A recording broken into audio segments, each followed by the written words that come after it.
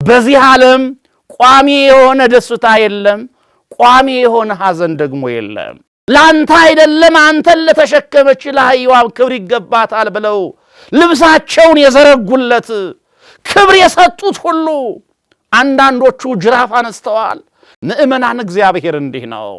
ባዘኑት መካከል ይገኛል፣ በተዘጋው ቤት ይገኛል፣ ተስፋ ከቆረጡት መካከል ይገኛል። ሞት ድል ከተነሳ ካሁን በኋላ ደስታ ነው፣ ሰላም ነው እያልን በሰሙነ ትንሣኤው በዘመነ ትንሣኤው ሰላምታ የምንለዋወጠው ከዚህ የተነሳ ነው።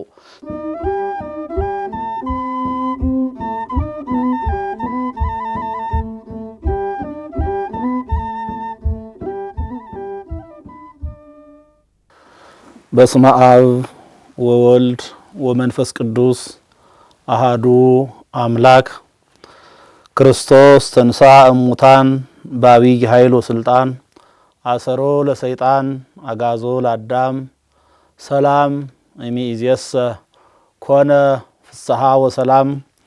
ሰላም እግዚአብሔር ከሁላችን ጋር ይሁን። የተከበራችሁ ሊቃውንተ ቤተ ክርስቲያን፣ ካህናት፣ ዲያቆናት፣ ምእመናንና ምእመናት ሁላችሁም የዚህ ቅዱስ ሐሳብ ተካፋዮች እንደምን አላችሁ? የሕይወትን ባለቤት አምላካችን እግዚአብሔር በሕይወት ጠብቆ ለዚህ ዕለት ለዚህ ሰዓት ስላደረሰን ስሙ ለዘላለም የተመሰገነ ይሁን። እንኳን ለብርሃነ ትንሣኤው አደረሳችሁ። ለብርሃነ ትንሣኤው ያደረሰን እግዚአብሔር ምሕረቱን ቸርነቱን እንዲያበዛልን ቅዱስ ፈቃዱ ይሁንልን። ወተፈስሑ አርዳኢሁ ሶበርይዎ ለእግዚእነ።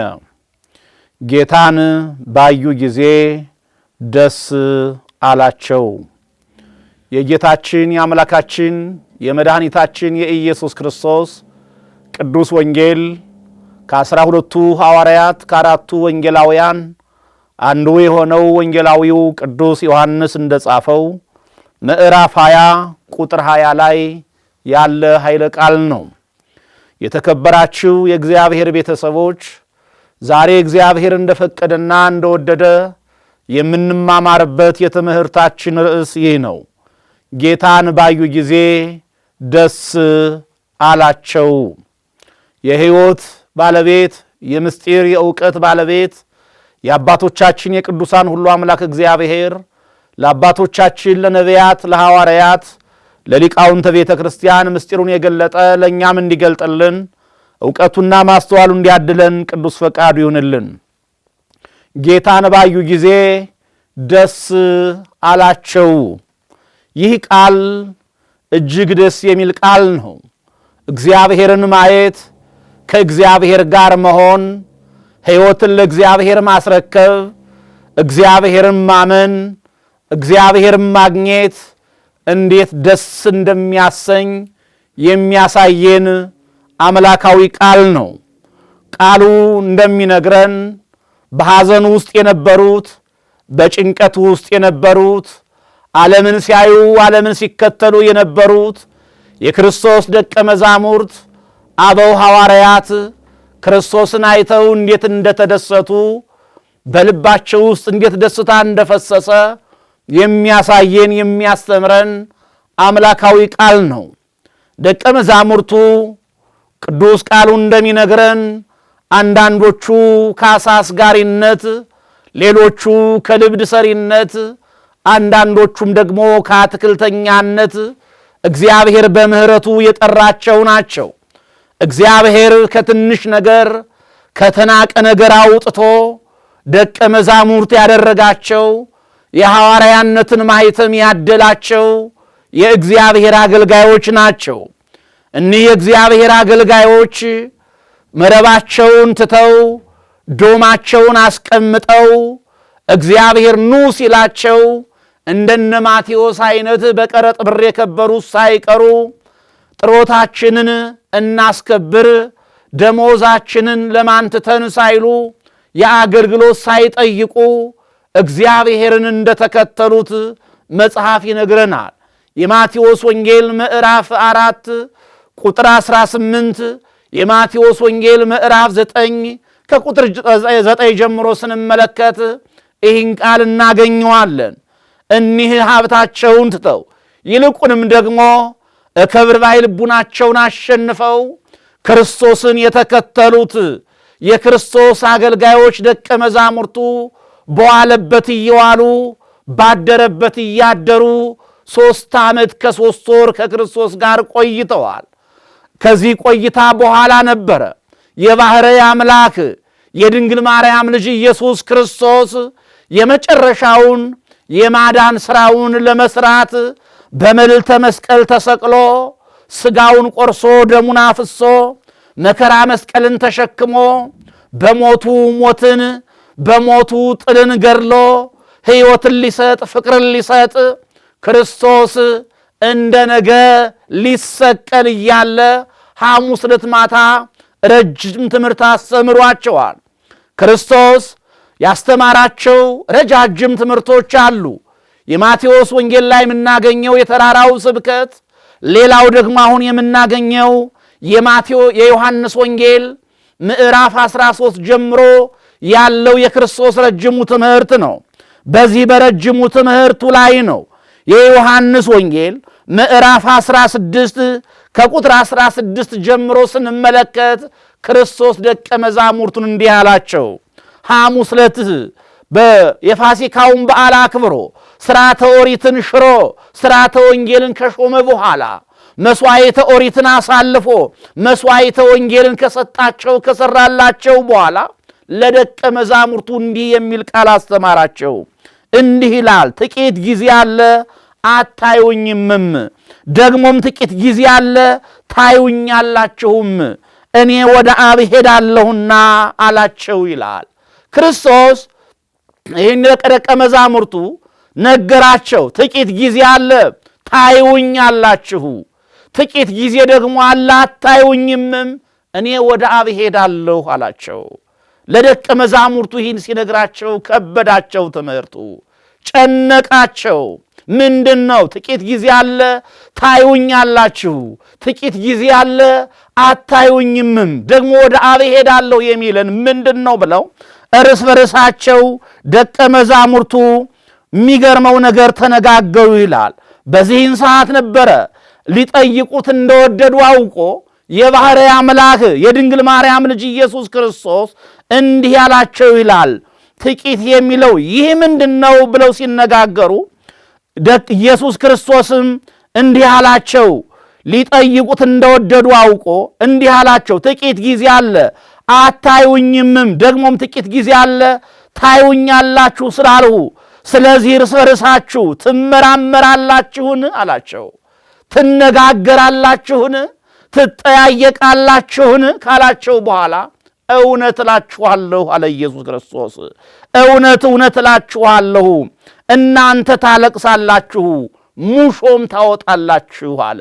አዎ ጥቂት ጊዜ ታለቅሳላችሁ፣ ሙሾ ታወጣላችሁ፣ ትጨነቃላችሁ፣ ታዝናላችሁ፣ አንገታችሁን ትደፋላችሁ። የሐዘን ስሜት፣ የኀፍረት ስሜት፣ የፍርሃት ስሜት ይሰማችኋል። ግን ጥቂት ጊዜ ነው። አይሁድ ደግሞ ደስ ይላችኋል ወይም ዓለም ደስ ይለዋል አለ። የጸሐፍት የፈሪሳውያን ልብ በደስታ ይሞላል ለጊዜው። የአይሁድ ልብ በደስታ ይሞላል ለጊዜው። እናንተ ግን ለጊዜው ታዝናላችሁ፣ ነገር ግን እንዳዘናችሁ አትቀሩም አለ። እንደ ተከዛችሁ አትቀሩም፣ እንደ ተጨነቃችሁ አትቀሩም። እውነት ነው። እናንተ ታለቅሳላችሁ፣ ሙሾም ታወጣላችሁ ካላቸው በኋላ ሐዘናችሁ ግን ወደ ደስታ ይለወጣል አለ። ወባሕቱ ሐዘንክሙ ፍስሐ ይከውነክሙ። ዓለም እንደተደሰተ እናንተ ደግሞ እንዳዘናችሁ አይቃጥቀሩም። ነገር ይገለበጣል። የተደሰተው ዓለም ያዝናል፣ ያፍራል፣ ይዋረዳል። የአይሁድ ልብ፣ የጸሐፍት የፈሪሳውያን ልብ፣ የሊቃነ ካህናቱ ልብ በኀፍረት ይሞላል። ያ በክርስቶስ ሞት ፈክቶ የነበረው ተደስቶ የነበረው በአሸናፊነት ስሜት ይወራጭ የነበረው የአይሁድ የጸሐፍት የፈሪሳውያን የሰዱቃውያን ፊት በሐዘን ይመታል። የእናንተው ደግሞ ያዘናችሁት የተከዛችሁት እናንተ ደግሞ ሐዘናችሁ ወደ ደስታ ይለወጣል አለ። እግዚአብሔር ሐዘናችን ወደ ደስታ ይለውጥልን። የተከበራችሁ የእግዚአብሔር ቤተሰቦች በዚህ ዓለም ቋሚ የሆነ ደስታ የለም፣ ቋሚ የሆነ ሐዘን ደግሞ የለም። ለዚህ ነው የእግዚአብሔር ቃል በምሴት ይደምጽ ብካይ ወበጽባሕ ፍስሐ፣ ምሽት ላይ ማታ ላይ ለቅሶ ይሆናል አለ፣ ሐዘን ይሆናል አለ፣ ዋይታ ይሆናል አለ። ወበጽባሕ ፍስሐ፣ ጠዋት ደግሞ ደስታ ይሆናል፣ ጠዋት ደግሞ ሳቅ ይሆናል። ያለቀሱት ያዘኑት የተከዙት ይደሰታሉ አለ። ዛሬ ሰርግ የሆነበት ቤት ነገ ደግሞ አስከሬን ይወጣበታል። ዛሬ አስከሬን የወጣበት ለቅሶ ቤት የሆነው ቤታችን ነገ ደግሞ ልጅ ይዳርበታል፣ ደስታ ይታወጅበታል። የእኛም ሕይወት እንዲህ ነው። በዚህ ዓለም ስንኖር አንዴ እናዝናለን፣ ሌላ ጊዜ ደግሞ እንተክዛለን። አንዴ እንደሰታለን፣ ሌላ ጊዜ ደግሞ እናዝናለን። አዎ የተከበራችሁ ምእመናን፣ ይህ ወቅት ለኛ የሐዘን ጊዜያችን ነው። ይህ ወቅት ለኛ የችግር ጊዜያችን ነው። ይህ ወቅት ለኛ የለቅሶ ጊዜያችን ነው። ቤተ ክርስቲያን የምታዝንበት፣ ቤተ ክርስቲያን የምትገፋበት፣ ልጆቿ የሚሞቱበት፣ አገልጋዮቿ የሚንገላቱበት የለቅሶ ጊዜ፣ የሐዘን ጊዜ፣ የጭንቀት ጊዜ። ነገር ግን ክርስቶስ እንደነገረን ለጥቂት ጊዜ ታዝናላችሁ ነው ያለው። ለጥቂት ጊዜ ታለቅሳላችሁ ነው ያለው። ለጥቂት ጊዜ ትተክዛላችሁ ነው ያለው። ከጥቂት ጊዜ በኋላ ደግሞ ሌላ ጊዜ አለ፣ ሌላ ሕይወት አለ። አዎ የተደሰቱት አይሁድ ያዝናሉ፣ ያዘኑት ሐዋርያት ደግሞ ይደሰታሉ።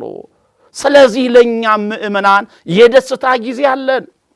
አዎ ደስታችን ሐዘናችን የሚወገድበት፣ እንቅፋት የሚወገድበት፣ መሰናክል የሚወገድበት፣ ቤተ ክርስቲያን ያለ መሰናክል ያለ እንቅፋት ያለ ችግር ሥርዓተ አምልኮዋን የምታከናውንበት፣ ምእመናን ያለ ስጋት ያለ ፍርሃት ያለ መሳቀቅ መስቀላቸውን አስረው ነጠላቸውን ለብሰው በሁሉም ዓለም ቤተ ክርስቲያን የሚሳለሙበት የደስታ ዘመን ይመጣል። ስለዚህ ልናዝን አይገባም። ልጨነቅ ያበቃልን ሊመስለን አይገባም። ለዚህ ነው ክርስቶስ ጥቂት ጊዜ አለ አታዩኝም፣ ጥቂት ጊዜ አለ ደግሞ ታዩኛላችሁ። አዎ እናንተ ሙሾ ታወጣላችሁ፣ ታለቅሳላችሁ፣ ትተክዛላችሁ። ዓለም ግን ደስ ይለዋል። ነገር ግን ሐዘናችሁ ወደ ደስታ ይለወጣል ነው ያለው። እግዚአብሔር ሐዘናችንን ወደ ደስታ ይለውጥልን። ምእመናን ሴት በምትወልድበት ጊዜ አለ ወራቷ ስለደረሰ ታዝናለች። ነገር ግን ሕፃን ከወለደች በኋላ ሰው በዓለም ተወልዷልና ስለ ደስታዋ መከራዋን በኋላ አታስበውም አለ።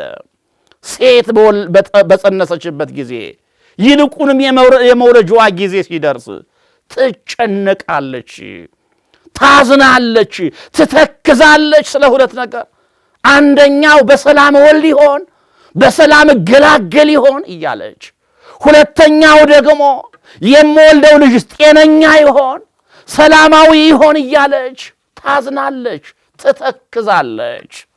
ልክ ነገር ግን ከዚህ ጭንቀት ከዚህ ትካዚዋ በኋላ ከወለደች በኋላ ምጧን ትረሳዋለች አለ ኢየሱስ ክርስቶስ።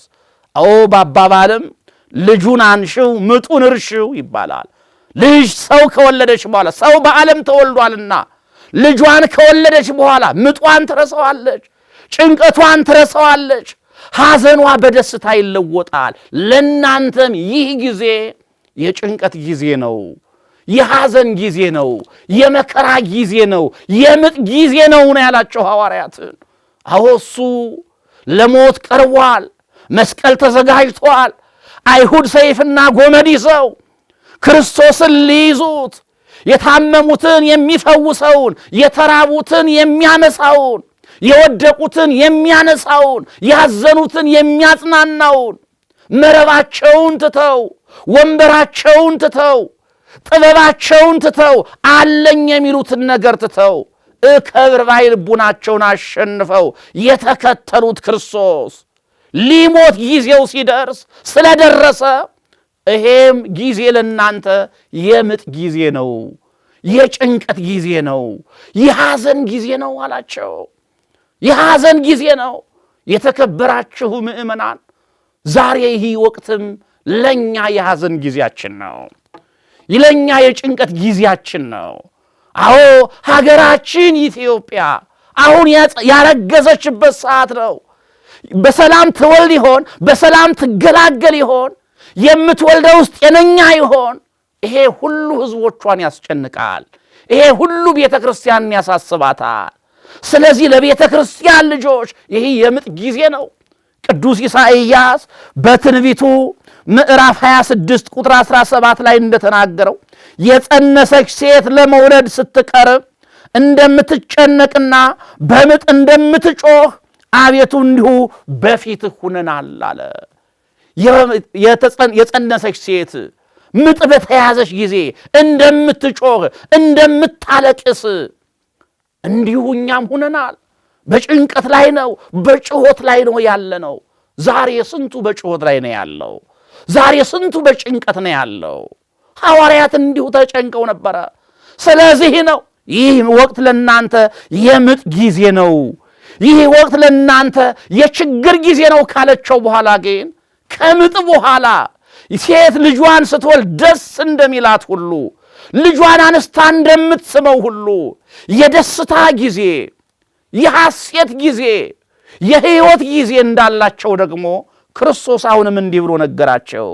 እንግዲህ እናንተ ደግሞ አላቸው ኢየሱስ ክርስቶስ፣ እናንተ ደግሞ አሁን ታዝናላችሁ፣ ነገር ግን እንደገና አያችኋለሁ፣ ልባችሁም ደስ ይለዋል፣ ደስታችሁንም የሚወስድባችሁ የለም አላቸው ኢየሱስ ክርስቶስ። እሷ እንዳዘነች እናንተ አሁን ታዝናላችሁ፣ እናንተም እንዲሁ ትጨንቃላችሁ፣ ነገር ግን እንደገና አያችኋለሁ። ከመከራ በኋላ፣ ከጭንቀት በኋላ፣ ከችግር በኋላ እንደገና አያችኋለሁ። እግዚአብሔር ከመከራችን በኋላ ይመልከተን። ምእመናን እግዚአብሔር አያችኋለሁ እያለ ነው። አዎ ያዘነ እንዳዘነ እንደማይቀር፣ የተጨነቀም እንደተጨነቀ እንደማይቀር፣ የተገፋም እንደተገፋ እንደማይቀር፣ የወደቀም እንደወደቀ እንደማይቀር፣ ያለቀሰም እንዳለቀሰ እንደማይቀር እግዚአብሔር የወደቀውን የተገፋውን ያዘነውን እንደገና እንደሚያይ ቃል ገብቷል። እንደገና አያችኋለሁ። አሁን የስሞት እኔ መከራ ስቀበል እኔ ስጨነቅ እናንተ ትበታተናላችሁ፣ ታዝናላችሁ ነው ያላቸው። እንዲያውም በማቴዎስ ወንጌል ምዕራፍ 26 ላይ ክርስቶስ እንደተናገረው እዘብጦ ለኖላዊ አባግ ወይ ዘረው አባጊሁ፣ የበጎች እረኛ ይመታል፣ በጎች ይበተናሉ ተብሎ ተጽፏል። በትንቢተ ዘካርያስ ምዕራፍ 13 ላይ ክርስቶስ የተናገረው ቃል ዘካርያስ ነብዩ የተናገረውን ጠቅሶ የተናገረው ያ ትንቢት ይፈጸማል። የበጎች እረኛ የተባልኩት እኔ እሞታለሁ፣ እያዛለሁ፣ 6666 ጊዜ እገረፋለሁ፣ እሰቃያለሁ። በጎች የተባላችሁ እናንተ ከእረኛችሁ ከእኔ ትሸሻላችሁ፣ እረኛችሁን እኔን አላውቀውም ትላላችሁ አለ። የሚገርመው ነገር ሊቀ ሐዋርያት ቅዱስ ጴጥሮስ በሽምግልና ዘመኑ የተጠራው ሐዋርያ ጌታ ሆይ ያለ እጁን አውጥቶ ሁሉም ቢክዱህን ያልክድህም፣ ሁሉም ከአንተ ቢሸሹን ያልሸሽም፣ ቢበተኑ አልበተንም፣ አንተ ሕይወቴ ነህ፣ አንተ አምላኬ ነህ፣ አንተ ንጉሴ ነህ፣ አንተ ካሳ አጥማጅነት አነስተህ ያከበርከኝ፣ የመንግሥተ ሰማያትን ቁልፍ የሰጠኸኝ፣ የሾምከኝ አባቴን አልለይህም ብሎ ነበረ። ግን ክርስቶስ የጴጥሮስን ሕይወት ስለሚያውቀው ጴጥሮስ አለው ዶሮ ሳይጮህ 3 ጊዜ ትክደኛለህ። አዎ ክርስቶስ እንደተናገረ ጴጥሮስ 3 ጊዜ ክዶታል። ክርስቶስ ሲያዝ ሐዋርያት ሁሉ ሸሽተዋል። ዮሐንስ ብቻ ነው የተከተለው እስከ ቀራንዮ የደረሰው። ሐዋርያት ብቻ አይደሉም።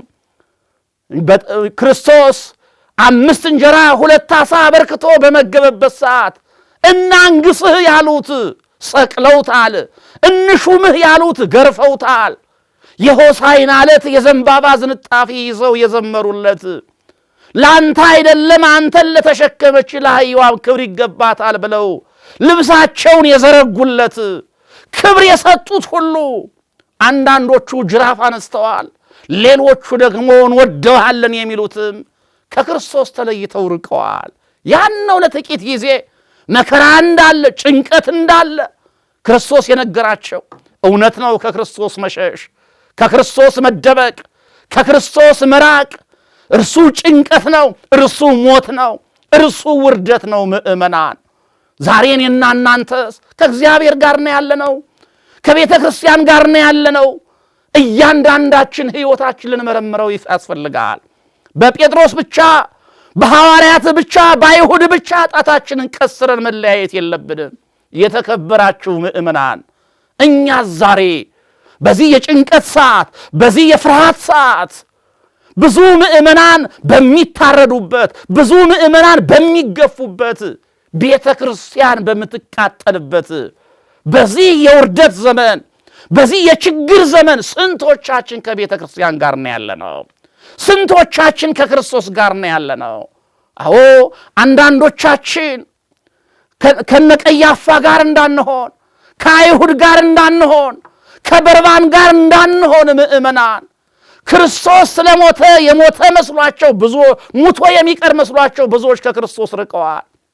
ሙቶ የሚቀር መስሏቸው ያበቃለት መስሏቸው ካሁን በኋላ ሕይወት የሌለ መስሏቸው ብዙዎች ተደብቀዋል፣ ብዙዎች ሸሽተዋል።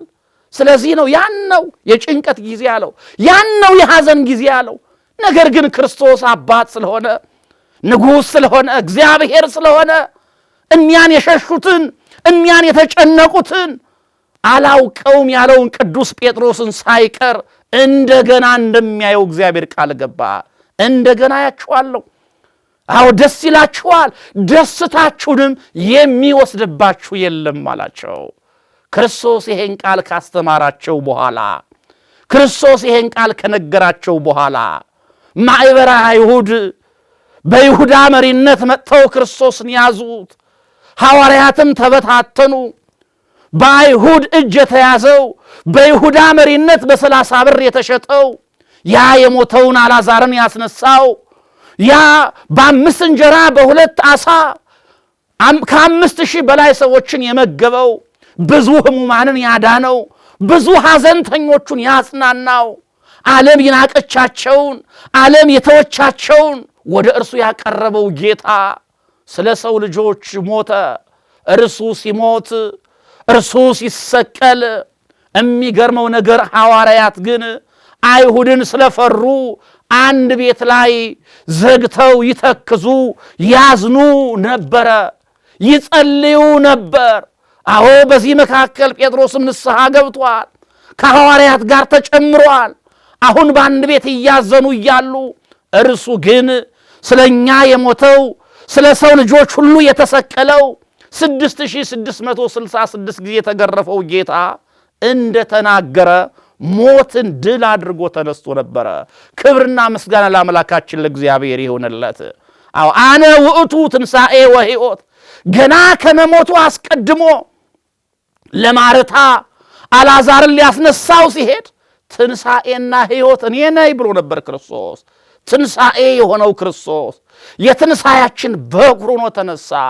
ሕይወት የሆነው ክርስቶስ ሞትን ወደ ሕይወት ለውጦ በራሱ ሥልጣን እንደሞተ በራሱ ሥልጣን ቅድስት ነፍሱን ከቅድስት ሥጋው እንደለየ አሁንም በራሱ ሥልጣን ሞትን ድል ነስቶ ሙስና መቃብርና አጥፍቶ እርሱ ተነሳ።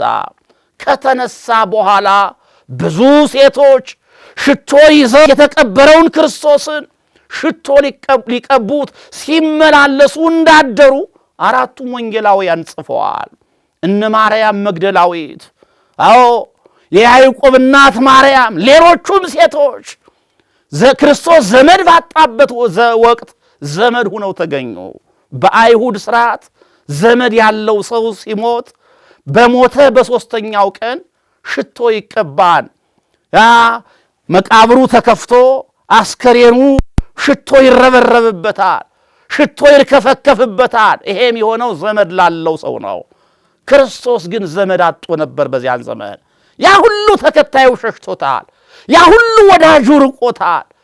እዚያ ሁሉም በራቁት ሁሉም በሸሹበት ዘመን እነ ማርያም መግደላዊት፣ እነ ሰሎሜ፣ እነ የያዕቆብ እናት ማርያም፣ እነ ዮሐና ዘመድ ሆነው ተገኙ።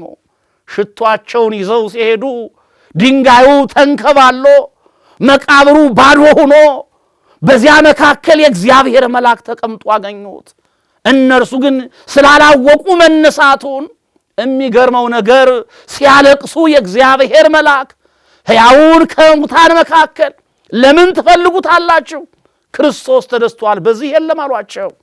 ተነስቷል፣ ሞትን አሸንፎ ተነስቷል። ሞትን ድል አድርጎ ተነስቷል። መቃብሩ ባዶ ሆኗል። ይሄ የሙታን ከተማ ነው። ይሄ የሙታን ሰፈር ነው። እርሱ ከሙታን ተለይቶ ሙስና መቃብርን አጥፍቶ እርሱ ግን በዚህ የለም፣ ሕያው ነው። እርሱ ሕያው ሆኖ ተነስቷል። አይዟችሁ አትፍሩ። እናንተ የተሰቀለውን ክርስቶስን ሞትን አሸንፎ የተነሳውን ክርስቶስን እንደምትፈልጉ እናውቃለን ብለው መላእክቱ የክርስቶስን ትንሣኤ ከነገሯቸው በኋላ ለደቀ መዛሙርቱ እንዲነግሯቸው ላኳቸው።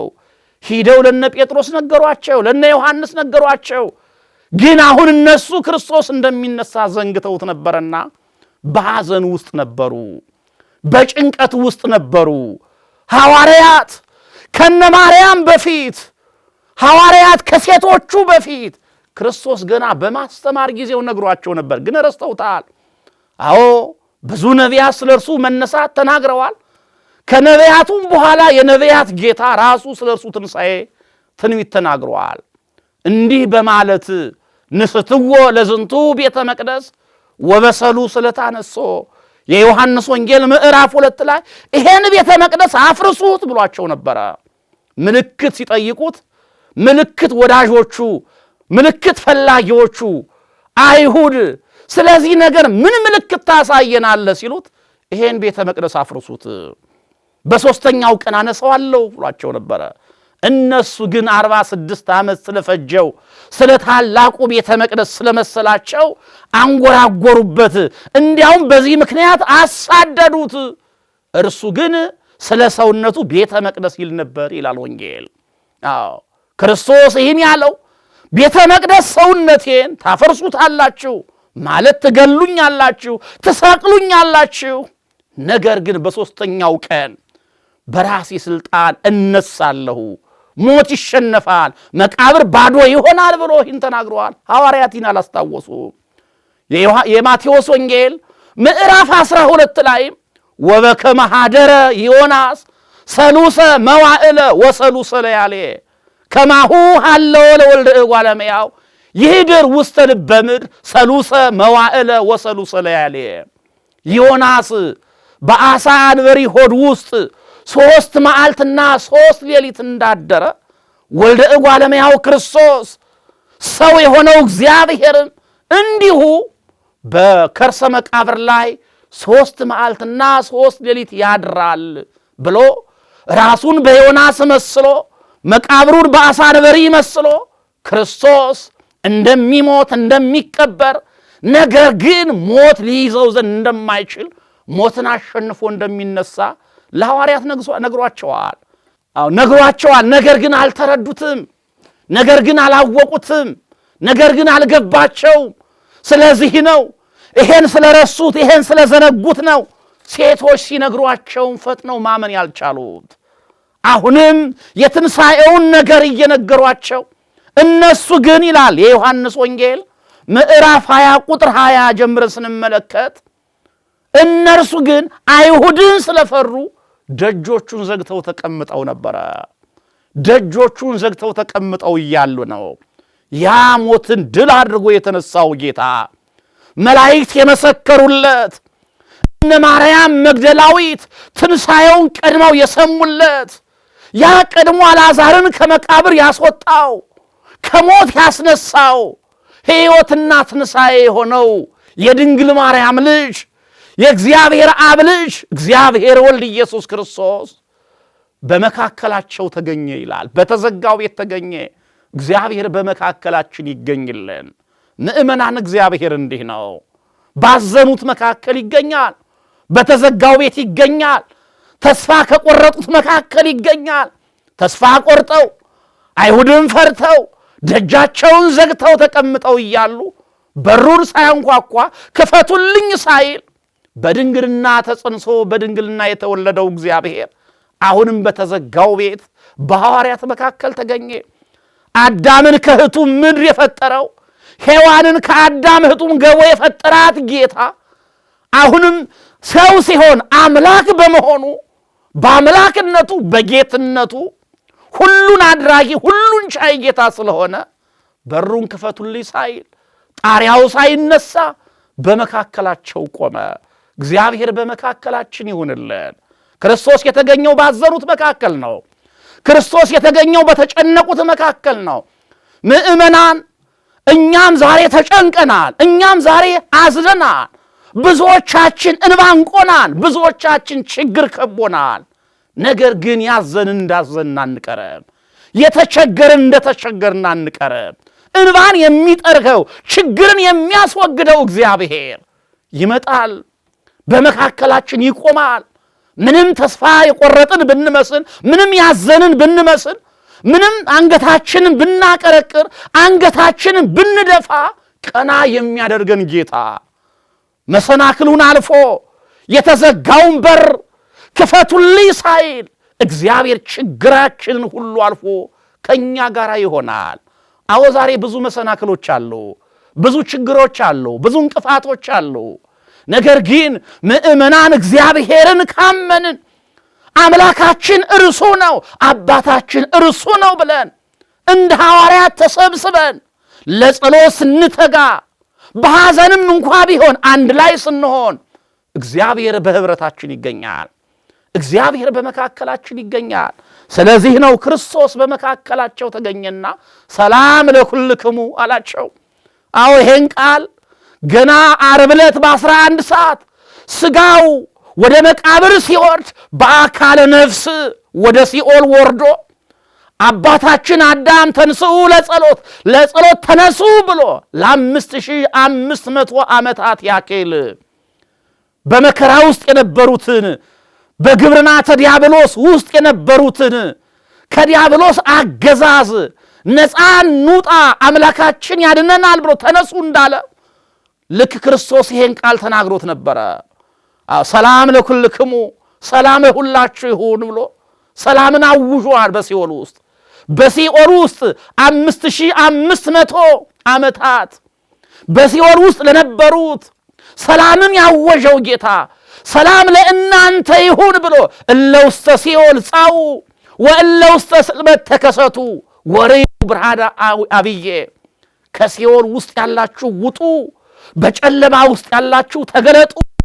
ካሁን በኋላ ጨለማውን ትታችሁ፣ ሞትን ትታችሁ፣ ኃጢአትን ትታችሁ ከዲያብሎስ ባርነት ከዲያብሎስ አገዛዝ ነፃ ወጥታችሁ ታላቁን ብርሃን እዩ ብሎ ያወጀው ጌታ አሁን ደግሞ ባዘኑት በሐዋርያት መካከል ተገኘና ሰላም ለእናንተ ይሁን አስታረቋችሁ አለ። ከኔ ጋር ተጣልታችሁ ነበር፣ ከባሕርይ አባቴ ከአብ ከባሕርይ ሕይወቴ ከመንፈስ ቅዱስ ጋር ርቃችሁ ነበር፣ አቅርቢያችኋለሁ። ተጣልታችሁ ነበር፣ እግዚአብሔር ታርቂያችኋለሁ አለ። ሰላም ለእናንተ ይሁን፣ ካሁን በኋላ ረፍት ለእናንተ ይሁን፣ ካሁን በኋላ ሕይወት ለእናንተ ይሁን አላቸው። እኛ ያዘኑት፣ እኛ የተከዙት፣ እኛ የተጨነቁት፣ ሰላም የናፈቃቸው፣ ረፍት የናፈቃቸው፣ ፍቅር የናፈቃቸው፣ የሰላም ድምፅ እንደ ውሃ የጠማቸው ሐዋርያት ይሄን ሲላቸውም ግን ወመሰሎሙ ከመ ዘመንፈሰ ይሬኡ ይላሉ ወንጌላዊ ሉቃስ ምዕራፍ 24 ላይ እንደጻፈው መንፈስን ያዩ መሰላቸው። ፈሩ፣ አሁንም ተንቀጠቀጡ። ለምን ትፈራላችሁ አላቸው። ክርስቶስ ግን አይዟችሁ አትፍሩ እኔ ነኝ አላቸው። እግዚአብሔር እኔ ነኝ ይበለን፣ አይዟችሁ ይበለን። ምእመናን በብዙ ነገር የተጨነቅን በብዙ ነገር የተከበብንን እኛ ዛሬ አይዟችሁ የሚለን እግዚአብሔር ያስፈልገናል፣ እሱ ያስፈልገናል። አይዟችሁ ኑ ስለ እናንተ የተወጋ ጎኔን የተቸነከሩ እጆቼን ዳሱና ይዋላቸው። አይተው አመኑ። በዚህን ሰዓት ነው ባዩት ጊዜ ደስ አላቸው አለ። ባዩት ጊዜ ያ ሙቶ የነበረው ተነስቶ ተቀብሮ የነበረው ከመቃብር ወጥቶ አብቅቶለታል አልቆለታል ብለውት የነበሩት እንደገና ሌላ አዲስ ሕይወት ይዞ እርሱ አምላካቸው እርሱ ትላንትና ህብስት አበርክቶ የመገባቸው ጌታ በመካከላቸው ሲቆም ጎኑን የተወጋ ጎኑን አይተው የተቸነከሩ እጆቹን ተመልክተው እውነትም ስለኛ የተሰቀለው አምላክ ነው፣ እውነትም ስለኛ የተሰቀለው ክርስቶስ ነው ብለው ደስ አላቸው ይላል። መዘመር ጀመሩ። ሉቃስ እንደጻፈው አማን ተንሥአ ክርስቶስ ወአስተርአዮ ለስምዖን፣ በእውነት ክርስቶስ ተነስቷል ለስምዖንም ታይቷል እያሉ ዘመሩለት ይላል። እግዚአብሔር ተገለጠላቸው።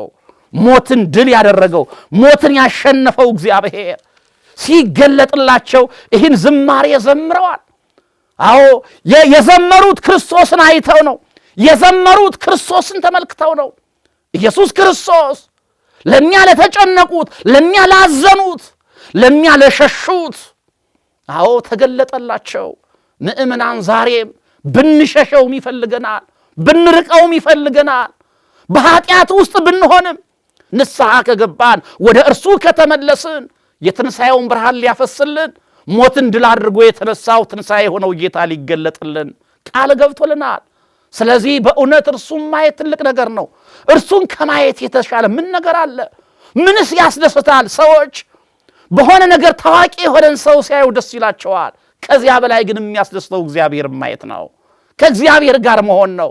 ዛሬ ለእኛ እግዚአብሔር ማየት ንስሐ መግባት፣ ሥጋውን ደሙን መቀበል፣ በእርሱ ማመን፣ ሕይወትን ለእርሱ መስጠት፣ ከእርሱ ጋር መሆን ነው ምእመናን። ይሄ ከሆነ እንደ አባቶቻችን እናየዋለን። አዎ ለሐዋርያት በተለያየ ጊዜ ታይቷቸዋል። ቅዱስ ጳውሎስ እንዲህ በማለት ጽፎታል። አንደኛ ቆሮንቶስ ምዕራፍ 15 ከቁጥር 3 ጀምሮ እስከ 8 ስለ ትንሣኤው እንዲህ ብሎ ተናግሯል። መጽሐፍ እንደሚል ክርስቶስ ለኃጢአታችን ሞተ አለ፣ ተቀበረም። መጽሐፍም እንደሚል በሦስተኛው ቀን ተነሳ፣ ለኬፋም ታየ፣ በኋላም ለ12ቱ፣ ከዚያም በኋላ ከ500 ለሚበዙ ወንድሞች በአንድ ጊዜ ታየ ይላል። ከዚያም በኋላ ለያዕቆብ፣ ኋላም ለሐዋርያት ሁሉ ታየ። ከሁሉ በኋላ ደግሞ እንደ ጭንጋፍ ለመሆን ከሐዋርያት ሁሉ ለማንስ ለእኔ ደግሞ ተገለጠልኝ ይላል። አሁን ለያዕቆብ የታየው፣ ለጳውሎስ የታየው፣ ለሐዋርያት የታየው፣ ለነ ጴጥሮስ የተገለጠው እግዚአብሔር ምእመናን ለእኛም እስለም እንዲገለጥልን ዛሬ እንደ ሐዋርያት እንደ አባቶቻችን ጊዜያዊው ሐዘን ጊዜያዊውም ደስታ ሳያሸንፈን ከንስሐ ሳንርቅ ከሥጋው ከደሙ ሳንርቅ በቤቱ ልንኖር ከእርሱ ጋር ልንሆን ያስፈልጋል። ይህ ከሆነ እንደ ቅዱስ ጳውሎስ ሞት ሆይ መውጊያ የታየ አለ እያልን በሞት ላይ መዘበት እንጀምራለን። አንደኛ ቆሮንቶስ ምዕራፍ 15 ቁጥር 55 ላይ ቅዱስ ጳውሎስ ሞት ሆይ መውጊያ የት አለ? ሲኦል ሆይ ድል መንሳት የት አለ አለ። ሲኦል ሆይ ድል መንሳት ለ5500 ዓመታት ያክል አብርሃምን፣ ይስሐቅን፣ ያዕቆብን፣ ዳዊትን፣ ሰሎሞን የዋጥካቸው ሲኦል ሆይ ሞት ሆይ ቅዱሳንን ያሸነፍከው መውጊያ የት አለ? ድል መንሳት የት አለ ብሎ ቅዱስ ጳውሎስ በሞት ላይ ዘብቶበታል። ለምን? ሞትን ክርስቶስ ስለገደለው፣ ሞት በሕይወት ስለተለወጠ፣ መቃብር ባዶ ስለሆነ። አዎ ሊቁም እንዲህ ብሏል። አስተሐፈረ ኃጢአተ በዲበ ምድር ወሰዓረ መርገመ በዲበ ዕፀ መስቀል ወአብጠለ ሞተ በውስተ ሲኦል ወነሰተ ሙስና በውስተ መቃብር። አዎ ክርስቶስ ኃጢአትን በምድር ላይ አጥፍቷል። እንዲሁም በዕፀ መስቀል ደግሞ መርገምን ሽሮታል፣ ኃጢአትን ሽሮታል፣ ድል አድርጎታል። በሲኦል ውስጥም ሞትን አሸንፎታል። ሙስና መቃብርን ማጥፍቶታል። ሙስና መቃብር ማለት ፈርሶ በስብሶ መቅረት ነው። ክርስቶስን ይህ አላገኘውም። ክርስቶስን ይህ አልነካውም። ለምን? እርሱ አምላክ ስለሆነ፣ እርሱ እግዚአብሔር ስለሆነ ይሄን አሸንፎ ይሄን ድል አድርጎ ነው የተነሳው። ስለዚህ ነው ዛሬ ክርስቲያኖች ክርስቶስ ተንሥአ እሙታን በዐቢይ ኃይል ወሥልጣን፣ ክርስቶስ በታላቅ ኃይልና ስልጣን ከሙታን ተለይቶ ተነስቷል እያልን የምንዘምረው። አሰሮ ለሰይጣን አግዓዞ ለአዳም፣ አዳምን ነፃ አውጥቶታል፣ ሰይጣንም አስሮታል። እምይእዜሰ ኮነ ፍስሐ ወሰላም። አዳም ነፃ ከወጣ፣ ዲያብሎስ ከታሰረ፣ ሞት ድል ከተነሳ ካሁን በኋላ ደስታ ነው፣ ሰላም ነው እያልን በሰሙነ ትንሣኤው በዘመነ ትንሣኤው ሰላምታ የምንለዋወጠው ከዚህ የተነሳ ነው። ስለዚህ የተከበራችሁ ምእመናን ወተፈስሑ አርዳኢሁ ሶበርይዎ ለእግዚእነ፣ ደቀ መዛሙርቱ ጌታን ባዩት ጊዜ ደስ አላቸው። ዓለምን ማየት አይደለም ያስደሰታቸው ክርስቶስን ማየት ነው። ለእኛም ዛሬ ደስ የሚያሰኘው እሱን ማየት ነው። ሕይወት ያለው ከእርሱ ዘንድ፣ ሰላም ያለው ከእርሱ ዘንድ ስለሆነ፣ እርካታ ያለው ከእርሱ ዘንድ ስለሆነ፣ ስለዚህ እሱን ለማየት እንሩጥ። እርሱን ለማየት እንደ ጴጥሮስ መረባችንን ጥለን፣ እንደ ዮሐንስ እንደ ያዕቆብ መረባችንን ጥለን፣ እንደ ማቴዎስ የቀረጥ ሥራችንን ጥረን ቀራጭነታችንን ትተን ልንከተለው ያስፈልጋል። እንደ ጳውሎስ አሳዳጅነትን ትተን የሥጋ ጠባያችንን ሽረን አሸንፈን የትንሣኤያችን በኩር የሆነውን ሞትን አሸንፎ የተነሳውን ክርስቶስን ለማየት እንደ አባቶቻችን ክርስቶስን ደጅ ልንጠና ያስፈልጋል። ወተፈስሑ አርዳኢሁ ሶበርይዎ ለእግዚእነ፣ ደቀ መዛሙርቱ ጌታን ባዩ ጊዜ ደስ አላቸው። ሐዘናቸው ተወገደ፣ ጭንቀታቸው ተወገደ፣ ሐዘናቸው ወደ ደስታ ተለወጠ። ለምን? የሞተው ስለተነሳ፣ ለምን? ከፊታቸው ጠፍቶ የነበረው ስለተገኘ። ዛሬም ምእመናን ከሞተ ሕሊና ተነስተን ሁላችን የትንሣኤውን ጌታ እግዚአብሔርን ልናመልከው ልናየው ያስፈልጋል። ያን ጊዜ ደስታችን ፍጹም ይሆናል። የሕይወት ባለቤት የአባቶቻችን የቅዱሳን ሁሉ አምላክ እግዚአብሔር ስሙ ለዘላለም የተመሰገነ ይሁን። ንስሐ ገብተን ቅዱስ ሥጋውን ክቡር ደሙን ተቀብለን ሰማያዊ መንግሥቱን ዘላለማዊ ርስቱን እንድንወርስ የአምላካችን ቅዱስ ፈቃዱ ይሁንልን። ወስብሐት ለእግዚአብሔር።